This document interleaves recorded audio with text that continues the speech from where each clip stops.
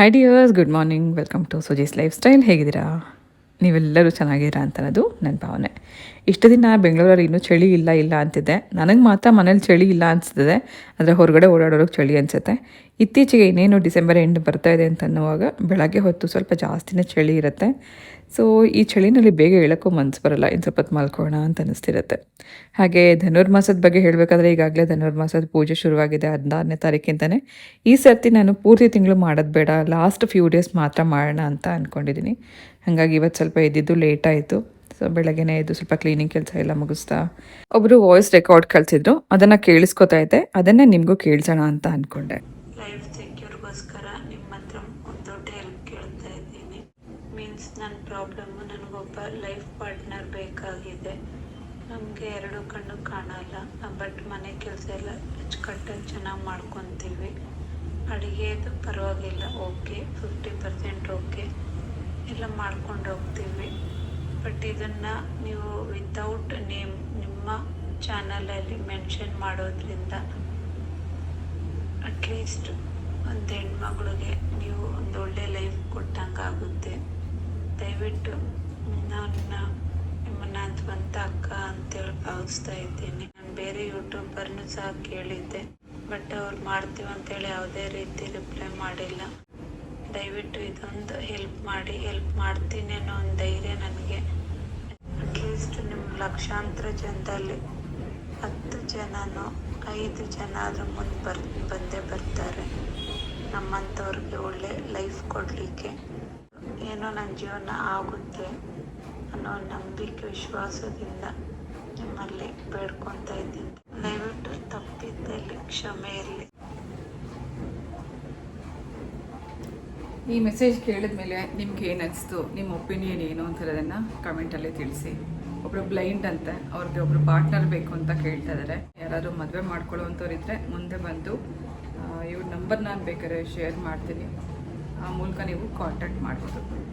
ನಿಜ ಹೇಳಬೇಕಂದ್ರೆ social media ಪ್ಲ್ಯಾಟ್ಫಾರ್ಮಲ್ಲಿ ಇರೋರು ಎಲ್ಲ ರೀತಿ ಹೆಲ್ಪ್ ಮಾಡ್ತಾರೆ ಅಂತ ಅನ್ನೋ ಉದ್ದೇಶ ಇಟ್ಕೊಂಡು ಸುಮಾರು ಜನ ದುಡ್ಡು ಬೇಕು ಅಂತ ಕೇಳ್ತಾರೆ. ಹಾಗೆ ಇನ್ನೊಬ್ರಂತೂ ನನಗೆ ಕ್ಯಾನ್ಸರ್ ಇದೆ, ನನ್ನ ಗಂಡಂಗೂ ಕ್ಯಾನ್ಸರ್ ಇದೆ, ನನಗೆ ಹಣ ಬೇಕು, ನೀವು ಜನರ ಹತ್ರ ಹಣ ಕೇಳಿ ನನ್ನ ಫೋನ್ ನಂಬರ್ನ ಶೇರ್ ಮಾಡಿ ಅಂತೆಲ್ಲ ಹೇಳಿದ್ರು.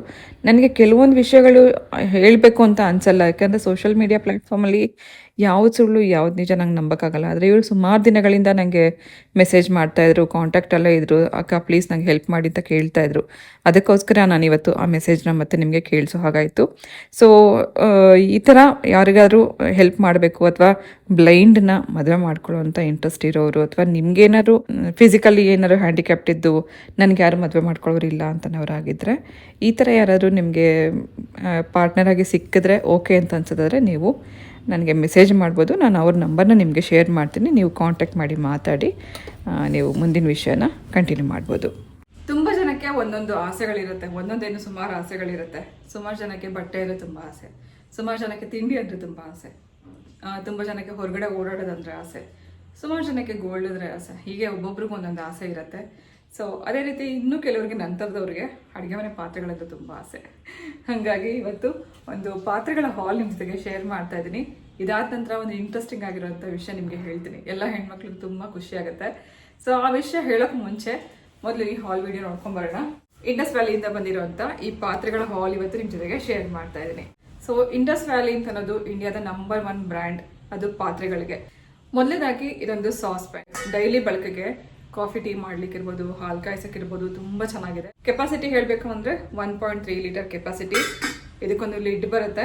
ಹ್ಯಾಂಡಲ್ ನೋಡಿ ಎಷ್ಟು ಚೆನ್ನಾಗಿದೆ ಅಂತ. ರೀಸೆಂಟಾಗಿ ನನ್ನ ಫ್ರೆಂಡ್ ಒಬ್ಬರು ಕೇಳಿದ್ರು, ಸುಜಾತ ನೀವು ಇಂಡಸ್ ವ್ಯಾಲಿ ಪಾತ್ರೆಗಳನ್ನ ಬಳಸ್ತಾ ಇದ್ದೀರಾ, ಕ್ವಾಲಿಟಿ ಹೇಗಿದೆ, ತೊಗೊಳಕ್ಕೆ ಮುಂಚೆ ನಿಮ್ಮನ್ನು ಕೇಳಬೇಕು ಅಂತ ಅಂದ್ಕೊಂಡಿದ್ದೀನಿ ಅಂತ ಹೇಳಿದರು. ನಾನಂತೂ ಹೈಲಿ ರೆಕಮೆಂಡ್ ಮಾಡ್ತೀನಿ. ಯಾರು ಯೋಚನೆ ಮಾಡದೆ ನೀವು ಆರಾಮಾಗಿ ಇಂಡಸ್ ವ್ಯಾಲಿ ಪಾತ್ರೆಗಳನ್ನ ಉಪಯೋಗಿಸೋಕ್ಕೆ ಸ್ಟಾರ್ಟ್ ಮಾಡ್ಬೋದು. ಸೊ ಪ್ರತಿದಿನ ಬಳಕೆಗೆ ತುಂಬಾನೇ ಬೆಸ್ಟ್ ಆಪ್ಷನ್ ಅಂತ ಹೇಳ್ಬೋದು.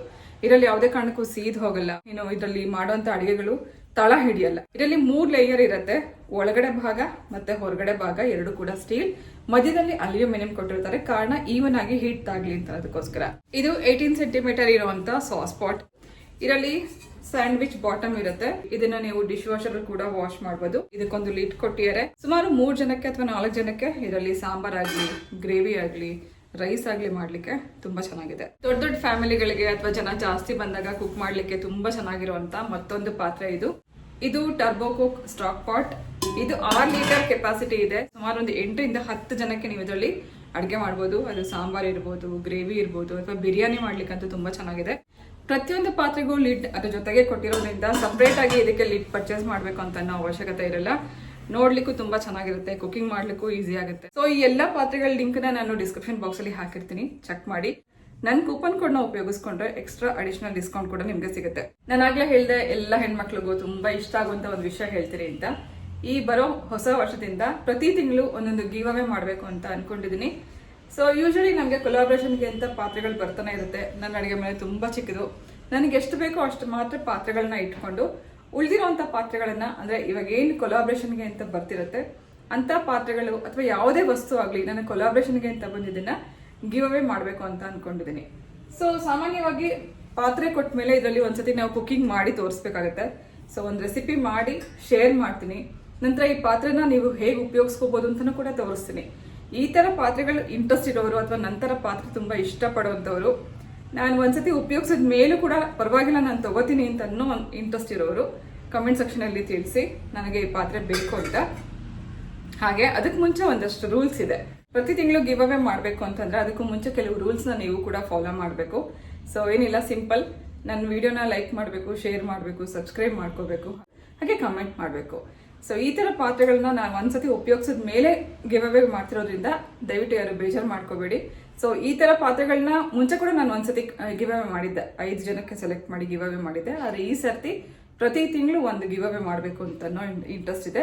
ಸೊ ಈ ತರ ಪಾತ್ರೆಗಳು ತಗೋಬೇಕು ಅಥವಾ ಬೇಕು ಅಂತ ಇಂಟ್ರೆಸ್ಟ್ ಇರೋರು, ಗಿವ್ ಅವೇ ಬೇಕು ಅಂತನವರು ಕಮೆಂಟ್ ಸೆಕ್ಷನ್ ಅಲ್ಲಿ ತಿಳಿಸಿ. ಅನಂತರ ಅದರಲ್ಲಿ ಕೆಲವರನ್ನ ನಾನು ಸೆಲೆಕ್ಟ್ ಮಾಡಿ ಗಿವ್ ಅವೇ ಮಾಡೋಣ ಅಂತ ಅನ್ಕೊಂಡಿದ್ದೀನಿ. ಸೊ ಪ್ಲೀಸ್ ಆದಷ್ಟು ಬೇಗ ಇದನ್ನೆಲ್ಲ ಉಪಯೋಗಿಸ್ಕೊಳ್ಳಿ. ಹಾಗೆ ನನ್ನ ಚಾನಲ್ನ ಸಬ್ಸ್ಕ್ರೈಬ್ ಮಾಡ್ಕೊಂಡು ನೋಡಿ ಅಂತ ಕೇಳ್ಕೊತೀನಿ. ಹಾಗೆ ಹೊಸ ಪಾತ್ರೆ ತಗೋಬೇಕು ಅಂತನವರು ಈ ಪಾತ್ರೆಗಳ ಲಿಂಕ್ನ ನೀವು ಡಿಸ್ಕ್ರಿಪ್ಷನ್ ಬಾಕ್ಸಲ್ಲಿ ಚೆಕ್ ಮಾಡ್ಬೋದು. ಇದೊಂದು ಕ್ವಿಕ್ ಆ್ಯಂಡ್ ಈಸಿಯಾಗಿ ಮಾಡುವಂಥ ಒಂದು ರೆಸಿಪಿ ನೋಡ್ಕೊಂಬರೋಣ. ಮೊದಲೇ ಆಲೂಗಡ್ಡೆ ಬೇಯಿಸಿ ಸಿಪ್ಪೆ ತೆಗೆದು ಇಟ್ಕೊಂಡಿದ್ದೆ. ಈ ರೀತಿ ಫಸ್ಟೇ ಆಲೂಗಡ್ಡೆ ಬೇಯಿಸಿಟ್ಕೊಂಡಿದ್ರೆ 2 ನಿಮಿಷದಲ್ಲಿ ನಿಮಗೆ ಈ ರೆಸಿಪಿ ರೆಡಿ ಆಗುತ್ತೆ. ಆಲೂಗಡ್ಡೆ ಬೇಯಿಸಿ ಸಿಪ್ಪೆ ತೆಗೆದಿಟ್ಕೊಂಡಿರೋದನ್ನು ಸಣ್ಣ ಸಣ್ಣದಾಗಿ ಕಟ್ ಮಾಡ್ಕೋಬೇಕು.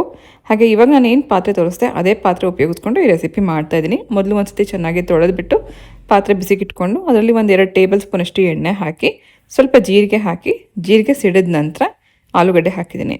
ಆಲೂಗಡ್ಡೆನ ಈ ಜೀರಿಗೆನಲ್ಲಿ ಸ್ವಲ್ಪ ಹೊತ್ತು ಹುರ್ಕೋಬೇಕು. ಇದ್ರ ಜೊತೆಗೆ ಸ್ವಲ್ಪ ಅರಿಶಿನ ಹಾಗೆ ಅಚ್ಕಾರದ ಪುಡಿ ಹಾಕ್ತಾ ಇದ್ದೀನಿ. ಇದು ನಮ್ಮ ಹೋಮ್ ಮೇಡ್ ಮಸಾಲ ಪುಡಿಗಳು. So Kashmiri red chilli powder ಇದೆಯಾ ಅಂತ ಸುಮಾರು ಜನ ಕೇಳ್ತಾ ಇದ್ರು. ಈಗ ನಮ್ಮ ಹತ್ರ ಬರೀ ಅಚ್ಕಾರದ ಪುಡಿ ಅಷ್ಟೇ ಅಲ್ಲದೆ ಕಾಶ್ಮೀರಿ ಚಿಲ್ಲಿ ಅಂದರೆ ಬರೀ ಬ್ಯಾಡಗಿ ಮೆಣಸಿನ ಪುಡಿ, ನಮಗೆ ಕಲರ್ ಚೆನ್ನಾಗಿ ಬೇಕು ಅಂತನವರು ಬ್ಯಾಡಗಿ ಮೆಣಸಿನ ಪುಡಿ ಕೂಡ ನೀವು ಬೈಸುಜಿ ವೆಬ್ಸೈಟ್ ಮೂಲಕ ನೀವು ಪರ್ಚೇಸ್ ಮಾಡ್ಬೋದು. ಸ್ವಲ್ಪ ಬ್ಯಾಡಗಿ ಮೆಣಸಿನ ಪುಡಿ ಹಾಕಿ ಸ್ವಲ್ಪ ಹೊತ್ತು ಚೆನ್ನಾಗಿ ಹುರ್ಕೊಂಡ ನಂತರ ಈರುಳ್ಳಿನ ಸ್ವಲ್ಪ ರಫ್ ಆಗಿ ಅಂದರೆ ಉದ್ದುದಕ್ಕೆ ಕಟ್ ಮಾಡಿ ಹೀಗೆ ಕೈಯಲ್ಲಿ ಕ್ರಷ್ ಮಾಡಿ ಹಾಕಿದ್ದೀನಿ. ಸ್ವಲ್ಪ ಕರಿಬೇವು ಸೊಪ್ಪು ಹಾಕಿ 1 ನಿಮಿಷ ಮಾತ್ರ ಹುರ್ಕೋಬೇಕು. ಇದು ಸ್ವಲ್ಪ ಹೊತ್ತು ಖಾರ ಉಪ್ಪು ಎಲ್ಲ ಹಾಕಿ ಹುರ್ಕೊಳ್ಳುವಾಗ ಸ್ವಲ್ಪ ಉಪ್ಪು ಕೂಡ ಹಾಕಿದ್ದೀನಿ. ಹುರ್ಕೊಳ್ಳುವಾಗ ಆಲೂಗಡ್ಡೆಗೆ ಅದೆಲ್ಲ ಉಪ್ಪು ಖಾರ ಹಿಡಿಯತ್ತಲ್ಲ, ನಂತರ ಇದನ್ನು ಸೈಡಲ್ಲಿ ಇಟ್ಕೊಳ್ಳೋಣ. ಇದು ಸ್ವಲ್ಪ ಬಿಸಿ ಕಮ್ಮಿ ಆದಮೇಲೆ ಮೊಸರು ಅಂದರೆ ಗಟ್ಟಿ ಮೊಸರನ್ನು ಚೆನ್ನಾಗಿ ಬೀಟ್ ಮಾಡಿ ಹಾಕೋಬೇಕು. ಇದು ಎಷ್ಟು ಸಿಂಪಲ್ ಆಗಿದೆಯೋ ಅಷ್ಟೇ ಟೇಸ್ಟ್ ಚೆನ್ನಾಗಿರುತ್ತೆ. ಬಿಸಿ ಅನ್ನ ಮಾಡಿದಾಗ ಈ ಥರ ಬರೀ ಮೊಸರು ಹಾಕ್ಕೊಂಡು ತಿಂದೆ. ಹೀಗೆ ಆಲೂ ಫ್ರೈ ಮಾಡಿ ಹಾಕಿ ಅದಕ್ಕೆ ಮೊಸರಲ್ಲಿ ಮಿಕ್ಸ್ ಮಾಡ್ಕೊತೀನಿ, ತುಂಬ ಚೆನ್ನಾಗಿರುತ್ತೆ. ಈರುಳ್ಳಿ ಜಾಸ್ತಿ ಫ್ರೈ ಮಾಡೋಕ್ಕೆ ಹೋಗಬಾರ್ದು. ಲಾಸ್ಟಲ್ಲಿ ಕರಿಬೇವು ಈರುಳ್ಳಿ ಹಾಕಿ ಒಂದು ಸ್ವಲ್ಪ ಹೊತ್ತು ಇದನ್ನು ಮಿಕ್ಸ್ ಮಾಡಿ ಸೈಡಲ್ಲಿ ಇಟ್ಕೊಂಡು ಬಿಸಿ ಕಮ್ಮಿ ಆದಮೇಲೆ ಬೀಟ್ ಮಾಡಿ ಇಟ್ಕೊಂಡಿರೋಂಥ ಮೊಸರು ಹಾಕಿ ಬಿಸಿ ಅನ್ನಕ್ಕೆ ಕಲ್ಸ್ಕೊಂಡು ತಿನ್ಬೋದು. ಹಾಗೆ ಚಪಾತಿಗೆ ಕೂಡ ನೀವು ಇದನ್ನು ಸೈಡ್ ಡಿಶಲ್ಲಿ ಸರ್ವ್ ಮಾಡ್ಬೋದು. ಸೊ ಈ ರೀತಿ ಒಂದ್ಸತಿ ಟ್ರೈ ಮಾಡಿ, ತುಂಬ ಚೆನ್ನಾಗಾಗುತ್ತೆ. ಮಕ್ಳಿಗೆ ತುಂಬ ಇಷ್ಟ ಆಯಿತು ಈ ಆಲೂಗಡ್ಡೆ ಮತ್ತು ಮೊಸರು ಹಾಕಿ ಮಾಡಿರುವಂಥ ರಾಯ್ತ.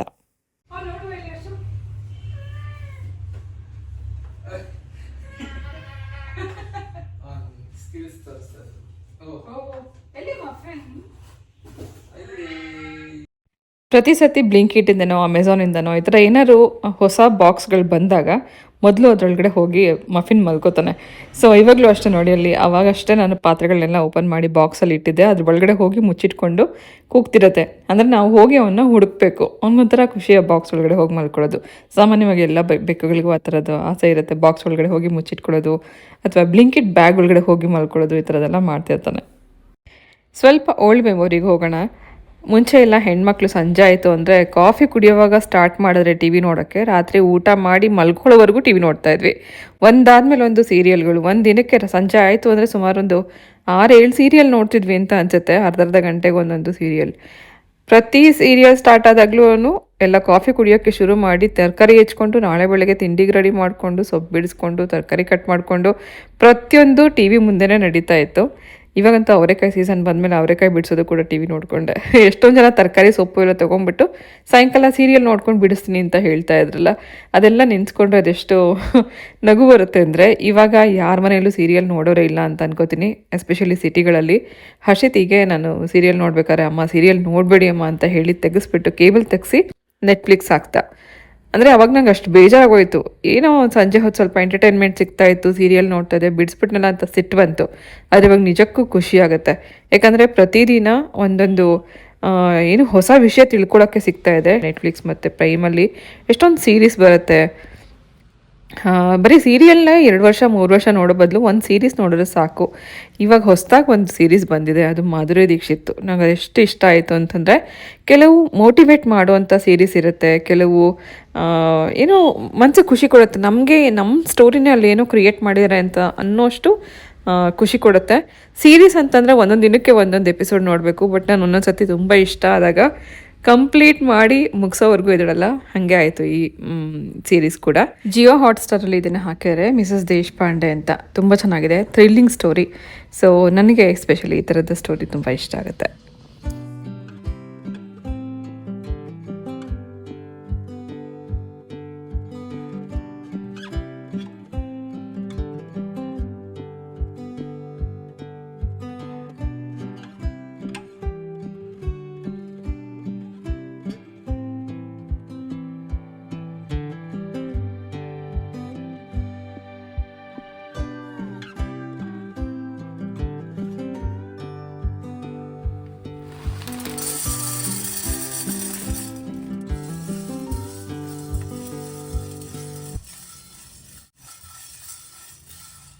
ಚಳಿಗಾಲ ಶುರುವಾಯಿತು ಅಂದರೆ ಎಲ್ಲರಿಗೂ ಒಂಥರ ನೆಗಡಿ, ಕೆಮ್ಮು, ಜ್ವರ ಇದೆಲ್ಲ ಶುರುವಾಗುತ್ತಲ್ಲ.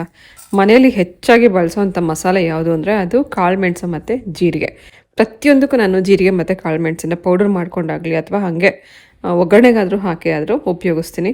ಸೊ ಜೀರಿಗೆ ಅಥವಾ ಮೆಣಸು ಎರಡನ್ನೂ ಪೌಡ್ರ್ ಮಾಡುವಾಗ ಒಂದು ಸ್ವಲ್ಪ ಬಿಸಿ ಮಾಡ್ಕೋಬೇಕು, ಅಥವಾ ಬಿಸಿಲಲ್ಲಿ ನಾವು ಒಣಗಿಸ್ಕೋಬೋದು. ಇವಾಗ ಬಿಸಿಲು ಜಾಸ್ತಿ ಬರ್ತಿಲ್ಲ ಅಥವಾ ಬಿಸಿಲೇ ಇಲ್ಲ ಅಂತ ಅನ್ನೋ ಕಡೆಗೆ ಒಂಚೂರು ಅದು ಮುಟ್ಟೋಷ್ಟು ಬಿಸಿ ಮಾಡಿ ಕಾಳು ಮೆಣಸನ್ನು ಪೌಡ್ರ್ ಮಾಡಿ ಇಟ್ಕೊಂಡ್ರೆ ಪೌಡ್ರು ಒಳ್ಳೆ ಫ್ರೆಶ್ ಆಗೂ ಇರುತ್ತೆ, ಖಾರನೂ ಇರುತ್ತೆ, ಸ್ಪೈಸಿನೆಸ್ ಇರುತ್ತೆ. ಸೊ ಹೊರಗಡೆ ಸಿಗೋವಂಥ ಪೌಡ್ರಲ್ಲಿ ಇಷ್ಟು ಸ್ಪೈಸಿನೆಸ್ ಇರೋದೇ ಇಲ್ಲ. ನಾನು ಎಷ್ಟೋ ಸತಿ ತಂದು ಬಿಸಾಕ್ಬಿಟ್ಟಿದ್ದೀನಿ. ಮನೇಲೇ ಇವಾಗ ಎಷ್ಟೆಷ್ಟು ಬೇಕೋ ಅಷ್ಟು ಮಾತ್ರ ಜೀರಿಗೆ ಮತ್ತು ಮೆಣಸಿನ ಪುಡಿನೂ ಮಾಡ್ಕೋತೀನಿ. ಜೀರಿಗೆನೂ ಅಷ್ಟೇ ಸ್ವಲ್ಪ ಫ್ಲೇವರ್ ಬರೋವರೆಗೂ ಮಾತ್ರ ಹುರ್ಕೋಬೇಕು, ತುಂಬ ಜಾಸ್ತಿ ಕಪ್ಪಗಾಗಬಾರ್ದು. ಸ್ವಲ್ಪ ಫ್ಲೇವರ್ ಬರ್ತಾಯಿದೆ ಅಂದರೆ ಅದನ್ನು ತೆಗೆದುಬಿಟ್ಟು ನಂತರ ಪೌಡ್ರ್ ಮಾಡಿ ಇಟ್ಕೋಬೇಕು. ಸ್ವಲ್ಪ ಏನು ಕೋಸ್ಲಿ ಪೌಡ್ರ್ ಮಾಡ್ಕೋತೀನಿ ನಾನು, ಪೂರ್ತಿ ನುಣ್ಣಗಾಗೋ ಹಾಗೆಲ್ಲ ಪೌಡ್ರ್ ಮಾಡಲ್ಲ. ಜೀರಿಗೆ ಮೆಣಸನ್ನ ಇಟ್ಕೊಂಡಿದ್ರೆ ರಸಮ್ಗಾಗಲಿ ಅಥವಾ ಪೊಂಗಲ್ಗಾಗಲಿ ಇಂಥದಕ್ಕೆಲ್ಲ ಬೇಕಾದಷ್ಟು ಅಡುಗೆಗಳಿಗೆ ನಾನು ಇದನ್ನು ಬಳಸ್ತಾನೆ ಇರ್ತೀನಿ. ಸೊ ಬನ್ನಿ, ಚಳಿಗಾಲಕ್ಕೊಂದು ಬಾಯಿಗೆ ಒಳ್ಳೆ ರುಚಿ ಕೊಡಬೇಕು, ಹಾಗೆ ಆರೋಗ್ಯಕ್ಕೂ ಒಳ್ಳೆಯದಾಗಿರಬೇಕು. ಆ ಥರದ್ದು ಒಂದು ರೆಸಿಪಿ ನೋಡ್ಕೊಂಬರೋಣ. ಮೊದಲನೇದಾಗಿ ಬೆಳ್ಳುಳ್ಳಿ ಜಜ್ಜಿ ಇಟ್ಕೊಂಡಿದ್ದೀನಿ. ನಂತರ ಕುಕ್ಕರಲ್ಲಿ ಒಂದು ಸ್ವಲ್ಪ ಎಣ್ಣೆ ಹಾಕಿ ಅದರಲ್ಲಿ ಸ್ವಲ್ಪ ಸಾಸಿವೆ, ಜೀರಿಗೆ, ಹಾಗೆ ಸ್ವಲ್ಪ ಒಣಮೆಣಸಿನ್ಕಾಯಿ, ಕರಿಬೇವು ಮತ್ತು ಜಜ್ಜಿರುವಂಥ ಬೆಳ್ಳುಳ್ಳಿ, ಇಂಗು ಇದೆಲ್ಲ ಹಾಕಿ ಫ್ರೈ ಮಾಡ್ಕೊಳ್ಳೋಣ. ಗೆಸ್ ಮಾಡಿ ನೋಡೋಣ ನಾನು ಏನು ಮಾಡ್ತಿದ್ದೀನಿ ಅಂತ ಅಷ್ಟರಲ್ಲಿ. ಓಕೆ, ನಂತರ ಒಂದು ಟೊಮೆಟೊ ಕಟ್ ಮಾಡಿ ಹಾಕಿ ಸ್ವಲ್ಪ ಇದು ಮೆತ್ತಗಾಗೋವರೆಗೂ ಹುರ್ಕೋಬೇಕು. ಇದು ಹುರಿಯುವಂಥ ಟೈಮಲ್ಲಿ ಒಂದು ಮುಷ್ಟಿಯಷ್ಟು ತೊಗರಿಬೇಳೆ ಹಾಕಿದ್ದೀನಿ.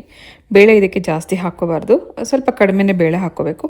ಅದಕ್ಕೆ ಅಕ್ಕಿನೂ ಕೂಡ ಸೇರಿಸ್ಕೊಂಡು ಮಿಕ್ಸ್ ಮಾಡ್ಕೊಳ್ಳೋಣ. So rasam rice, 1 pot rasam rice. Usually ಅನ್ನ ರಸಮ್ ಮಾಡಿದ್ರೆ ಕೆಲವೊಮ್ಮೆ ಅನ್ನ ಉಳ್ದೋಗ್ಬಿಡುತ್ತೆ, ಇಲ್ಲ ಅಂತಂದರೆ ರಸಮ್ ಉಳ್ದೋಗ್ಬಿಡುತ್ತೆ. ಆದರೆ ಹೀಗೆ 1 ಪಾಟ್ ರಸಮ್ ರೈಸ್ ಮಾಡಿದ್ರೆ ಖಂಡಿತ ಒಂದೇ ಟೈಮ್ಗೆ ಖಾಲಿ ಆಗುತ್ತೆ. ಸೊ ನನಗಂತೂ ತುಂಬ ಇಷ್ಟ. ಈ ಥರದ ಒಂದು ವಿಂಟರಲ್ಲಿ ಹೇಳಿ ಮಾಡಿಸ್ತಂಥ ಒಂದು ರೆಸಿಪಿ ಅಂತಲೇ ಹೇಳ್ಬೋದು. ಹಾಗೆ ಇಲ್ಲಿ ಅಕ್ಕಿ ಹಾಕಿದ್ಮೇಲೆ ನಾನು ಸ್ವಲ್ಪ ಅರಿಶಿಣದ ಪುಡಿ ಹಾಕಿದ್ದೀನಿ, ಜೀರಿಗೆ ಪುಡಿ, ಮೆಣಸಿನ ಪುಡಿ ಮತ್ತು ಸ್ವಲ್ಪ ಹುಣಸೆಹಣ್ಣು ರಸ, ಉಪ್ಪು ಇದೆಲ್ಲ ಹಾಕಿ ಮಿಕ್ಸ್ ಮಾಡ್ಕೊಳ್ಳೋಣ. ಇದರಲ್ಲಿ ಹಾಕಿರೋಂಥ ಮೇಯ್ನ್ ಇಂಗ್ರೀಡಿಯೆಂಟೇ ಜೀರಿಗೆ, ಮೆಣಸು ಮತ್ತು ಬೆಳ್ಳುಳ್ಳಿ. ಇದು 3 ಕೂಡ ಆರೋಗ್ಯಕ್ಕೆ ತುಂಬ ಒಳ್ಳೆಯದು ಚಳಿಗಾಲದಲ್ಲಿ. ಇದಿಷ್ಟನ್ನು ಹಾಕಿ ಚೆನ್ನಾಗಿ ಮಿಕ್ಸ್ ಮಾಡಿ ಸ್ವಲ್ಪ ನೀರು ಜಾಸ್ತಿ ಹಾಕಿ ಒಂದು 3 ಅಥವಾ 4 ವಿಸಿಲ್ ಕೂಗಿಸ್ಕೋಬೇಕು. ಹಾಗೆ ಇದು ಯಾವಾಗಲೂ ಅಷ್ಟೇ ರಸಮ್ ನಮಗೆ ಪೊಂಗಲ್ ಥರನೇ ರಸಮ್ ರೈಸ್ ಸ್ವಲ್ಪ ನೀರಂಗೆ, ಅಂದರೆ ಒಂದು ರನ್ನಿ ಕನ್ಸಿಸ್ಟೆನ್ಸಿನಲ್ಲಿ ಇರಬೇಕು, ಆವಾಗಲೇ ತಿನ್ನೋಕ್ಕೆ ಚೆನ್ನಾಗಿರುತ್ತೆ. ಸೊ ಬಾಯಿಗೆ ಒಳ್ಳೆ ರುಚಿ ಕೊಡುವಂಥ ರಸಮ್ ರೈಸ್, ಇದು 1 ಪಾಟ್ ರಸಮ್ ರೈಸ್. ಹೀಗೆ ಮಾಡಿ ನೋಡಿ. ರಸಮ್ ಪೌಡ್ರ್ ಹಾಕಿ ಕೂಡ ಸೇಮ್ ಇದೇ ರೀತಿ ಮಾಡ್ಕೋಬೋದು. ಅದು ಜೀರಿಗೆ, ಮೆಣಸು, ಬೆಳ್ಳುಳ್ಳಿ ಹಾಕಿ ಸಿಂಪಲಾಗಿ ಮಾಡುವಂಥ ವಿಧಾನ. ಬಾಯಿಗೂ ಒಳ್ಳೆ ರುಚಿ, ಆರೋಗ್ಯಕ್ಕೂ ತುಂಬ ಒಳ್ಳೆಯದು. ಸೊ ಡಿಯರ್ಸ್, ವಿಡಿಯೋ ಎಂಡಿಗೆ ಬಂದಾಯಿತು, ಹಾಗೆ ಈ ವರ್ಷದ ಕೊನೆಗೂ ಬಂದಾಯಿತು. ಇನ್ನೇನು ಕೆಲವೇ ದಿನಕ್ಕೆ ಹೊಸ ವರ್ಷ ಆರಂಭ ಆಗ್ತಿದೆ. ಮತ್ತೊಮ್ಮೆ ನಿಮ್ಮೆಲ್ಲರಿಗೂ ಅಡ್ವಾನ್ಸ್ ಹ್ಯಾಪಿ ನ್ಯೂ ಇಯರ್ ಹೇಳ್ತಾ ನಾನು ಹೊರಡ್ತಾ ಇದ್ದೀನಿ. ಹಾಗೆ ಇವತ್ತಿನ ವೀಡಿಯೋದಲ್ಲಿ ಹೇಳಿರುವಂಥ ಪ್ರತಿಯೊಂದು ಪಾಯಿಂಟ್ಸ್ನ ನೆನ್ಪಿಟ್ಕೊಳ್ಳಿ. ಪ್ರತಿ ತಿಂಗಳು ಗಿವ್ ಅವೇ ಮಾಡ್ತೀನಿ. ವಿಡಿಯೋನ ಲೈಕ್ ಮಾಡ್ತೀರಿ, ಶೇರ್ ಮಾಡ್ತೀರಿ, ಸಬ್ಸ್ಕ್ರೈಬ್ ಮಾಡ್ಕೊಂಡು ನೋಡ್ತೀರಿ ಅಂತ ಹೇಳ್ತಾ ನಾನು ಹೊರಡ್ತಾ ಇದ್ದೀನಿ.